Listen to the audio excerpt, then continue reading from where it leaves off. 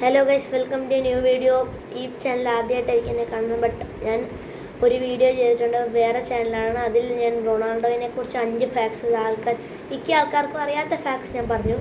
ഇന്നും മെസ്സിനെ കുറിച്ച് 10 ഫാക്ട്സ് ഞാൻ പറയാൻ പോകുന്നത്. സോ എല്ലാവരും ലൈക്ക് ആൻഡ് സബ്സ്ക്രൈബ് ചെയ്യാൻ മറക്കരുത്. എന്നാൽ നമുക്ക് തുടങ്ങാം. മെസ്സിനെ കുറിച്ച് 10 ഫാക്ട്സാണ് നമ്മളിന്ന് പറയുന്നത്. ഒന്നാമത്തെ എന്താണെന്ന് വെച്ചാൽ, മെസ്സി ഡയഗണൈസ്ഡ് ആയിരുന്നു ഒരു ഗ്രോത്ത് ഹോർമോൺ ഡെഫിഷ്യൻസി 10ാമത്തെ ഏജിൽ. ഈ രണ്ട് സ്റ്റാർസിനും, മെസ്സിക്കും റൊണാൾഡോയിനും 2 പേർക്കും ഈ ഇങ്ങനെ വലിയ ആൾക്കാരാവണ ഓരോരോ ഈ സർക്കംസ്റ്റാൻസസ് ഒക്കെ വരും. അപ്പം റൊണാൾഡോയ്ക്ക് ഒരു റേസിംഗ് ഹാർട്ട് ഉണ്ടായിരുന്നു. ഇപ്പം മെസ്സിക്ക് ഒരു ഗ്രോത്ത് ഹോർമോൺ ഡെഫിഷ്യൻസി എന്ന് വെച്ചാൽ അതിൻ്റെ അർത്ഥം എന്താണെന്ന് വെച്ചാൽ, അത് ഈ ശരിക്ക് നമ്മുടെ വയസ്സിൽ ഉള്ള ഒരു ഹൈറ്റ് നമുക്ക് വരണമെന്നില്ല. അതുകൊണ്ട് മെസ്സിക്ക് ഒരു 10ാം വയസ്സായപ്പോഴും സാധാരണ ആൾക്കാരെക്കാട്ടിലും കുറവ് ഹൈറ്റൊക്കെ ആയിരുന്നു. അതുകൊണ്ട് ആൾക്കാർ കളിയാക്കുമായിരുന്നു, ടീംമേറ്റ്സൊക്കെ. നിന്നെ കൊണ്ടൊന്നും കഴിയില്ല, വലിയ ആളൊന്നും ആവില്ല നീ എന്ന് പറഞ്ഞ് കളിയാക്കുക. ബട്ട് മെസ്സി അങ്ങനെ അതൊന്നും ഇത്രയും സീരിയസ് ആയിട്ട് എടുത്തില്ല. അങ്ങനെ കഷ്ടപ്പെട്ടുകൊണ്ട് ഇങ്ങനെ വലിയൊരു സ്റ്റാറായി. രണ്ടാമത്തെ ഫാക്ട് എന്താണെന്ന് വെച്ചാൽ, മെസ്സി ഫസ്റ്റ് ബാർസലോണയെ മെസ്സി കയറിയപ്പം ഈ കോൺട്രാക്ട് സൈൻ ചെയ്തത് നാപ്കിനിലായിരുന്നു. ബാർസൽ ഫസ്റ്റ് അഗ്രിമെൻറ്റ് ഒരു നാപ്കിനിലായിരുന്നു എഴുതിയിരിക്കുന്നത്, ഒരു റെസ്റ്റോറൻറ്റിൽ. ബിക്കോസ് ദ ക്ലബിൻ്റെ സ്പോർട്ടിംഗ് എഡിറ്ററിന് റിസ്ക് ചെയ്യണ്ടായിരുന്നു.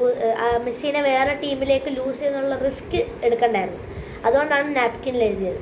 അതാണ് രണ്ടാമത്തെ ഫാക്ട്. മൂന്നാമത്തെ ഫാക്ട് എന്ന് വെച്ചാൽ, മെസ്സി അർജൻറ്റീനയിലാണ് ജനിച്ചതെങ്കിലും but he has a Spanish passport. അത് നിങ്ങൾക്ക് ആർക്കും അറിയത്തില്ലായിരിക്കും, ബട്ട് എനിക്കും അറിയത്തില്ലായിരുന്നു. ബട്ട് ഇപ്പോഴാണ് അറിഞ്ഞത് ഒരു മെസ്സിക്ക് ഒരു സ്പാനിഷ് പാസ്പോർട്ടാണുള്ളത്. അഞ്ചാമത്തെ എന്താ വെച്ചാൽ, മെസ്സി ഭയങ്കര ഷൈ ആണ്. ഇത് ആർക്കും തോന്നില്ല, ബട്ട് മെസ്സി എക്സ്ട്രീംലി ഷൈ ആണ്. ഈ മെസ്സി ഫീൽഡിൽ കാണുമ്പോൾ മാത്രമാണ് ഇങ്ങനെ നന്നായിട്ട് കളിച്ചു വന്നത്. But of the field he's always shy എന്നാണ് പറയുന്നത്. ആറാമത്തെ എന്താണെന്ന് വെച്ചാൽ, മെസ്സിയുടെ ഗ്രാൻഡ് മദർ കാരണമാണ് മെസ്സിയുടെ ഈ സെലിബ്രേഷൻ. അത് എല്ലാവർക്കും അറിയായിരിക്കും. ആരും ഇങ്ങനെ പോയിന്റ് ചെയ്യുന്നത് എല്ലാവർക്കും ട്രിബ്യൂട്ട് ചെയ്യുന്നതായിരിക്കും ആണ് മെസ്സിയുടെ ഗ്രാൻഡ് മദറിന്, who passed away. And world cup ജയിച്ച് മെസ്സിയുടെ ഗ്രാൻഡ് മദറിനെ സാറ്റിസ്ഫൈ ചെയ്തു. നമ്മുടെ നേഷന് വേണ്ടി ഒരു വേൾഡ് കപ്പ് ഞാൻ മേടിച്ചു എന്ന്. അങ്ങനെ അതൊരു സെലിബ്രേഷനാണ്. ഏഴാമത്തെ, ഇതൊരു വേൾഡ് റെക്കോർഡാണ്. മെസ്സി ഹോൾഡ് ചെയ്യുന്നത് 2012 91 goals in A single calendar year in Barcelona. അത് ഒരു വേൾഡ് റെക്കോർഡാണ് 2012. അതാണ് ഏഴാമത്തെ. എട്ടാമത്തെ എന്താണെന്ന് വെച്ചാൽ, ദ ലിയോ മെസ്സി ഫൗണ്ടേഷൻ. അങ്ങനത്തെ ഒരു ഫൗണ്ടേഷനുണ്ട്.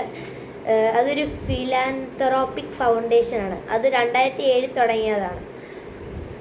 അതാണ് എട്ടാമത്തെ ഫാക്റ്റ്. ഒമ്പതാമത്തെ fact, Messi Guinness world record hold ചെയ്യുന്നുണ്ട്. അതെല്ലാവർക്കും 1-2 4-5 എണ്ണം ഹോൾഡ് ചെയ്യുന്നുണ്ട്. നെയ്മർ ഹോൾഡ് ചെയ്യുന്നുണ്ട്, റൊണാൾഡോ ഹോൾഡ് ചെയ്യുന്നുണ്ട്. സോ മെസ്സിയുടെ most goal in a calendar year, most goals in La Liga, ഇത് രണ്ടുമാണ് മെയിൻ. ആൻഡ് 10ാമത്തെ ആൻഡ് ലാസ്റ്റ് മെസ്സി ഒരു ഡോഗ് ലവറായിരുന്നു. മെസ്സിക്ക് ഇപ്പം ഒരു വലിയൊരു ഡോഗില്ല, ഹൾക്ക് എന്ന് പറഞ്ഞത്. ആ ഡോഗ് ഒരു വർഷത്തെ എത്ര വലുതായി. നിങ്ങളൊക്കെ ചില മെസ്സിയുടെ വീഡിയോകളിൽ മെസ്സിയുടെ കൂടെ കണ്ടിട്ടുണ്ടാവും. അതൊക്കെ ഒരു വർഷത്തെ ആ പട്ടി ഇത്രയും വളർന്നത് അത്ഭുതം തന്നെ. അത്രയും തന്നെ ഫീഡ് ചെയ്ത് കെയറൊക്കെ ചെയ്യുന്നതാണ് മെസ്സി ചെയ്യുന്നത്. അതുകൊണ്ട് മെസ്സി ഒരു ഡോഗ് ലവറാണ്. ഓക്കെ ഗൈസ്, അത്രേ ഉള്ളൂ ഇന്നത്തേക്ക്. എല്ലാവരും ലൈക്ക് ആൻഡ് സബ്സ്ക്രൈബ് ചെയ്യാൻ മറക്കരുത്.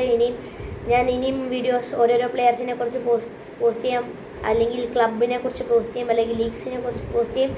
സോ എല്ലാവർക്കും നന്ദി, നമസ്കാരം. പിന്നെ